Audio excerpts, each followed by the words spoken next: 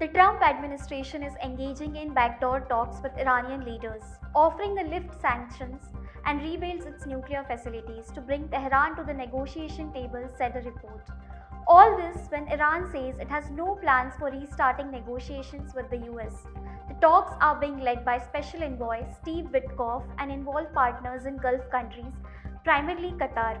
The hours long meetings have been going on ever since before US military strikes against Iran. Two sources familiar with the meeting told CNN. The report added that Trump is offering to invest $20 to $30 billion in a civilian non-enrichment nuclear program in Iran and easing sanctions.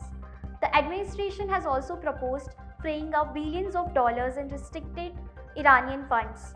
However, the proposals will have one more non-negotiable element: zero Iranian enrichment of uranium.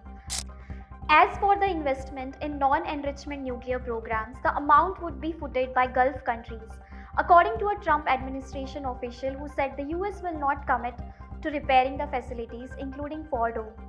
There are a lot of ideas being thrown around by different people, and a lot of them are trying to be creative, one of the sources familiar with the discussions told CNN.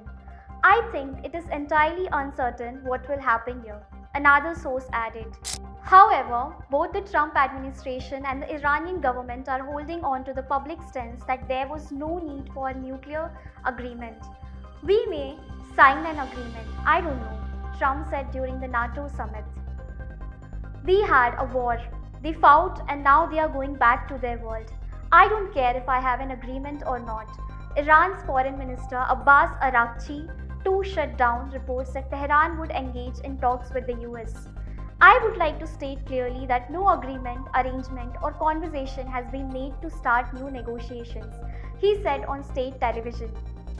No plan has been set yet to start negotiations.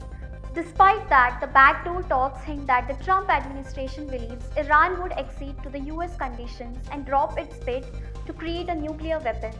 Speculations are rife that a certain section of Iranian leadership led by President Masoud Pezeshkian is in favor of negotiations with the US and is in the process of sidelining Supreme Leader Ayatollah Ali Khamenei.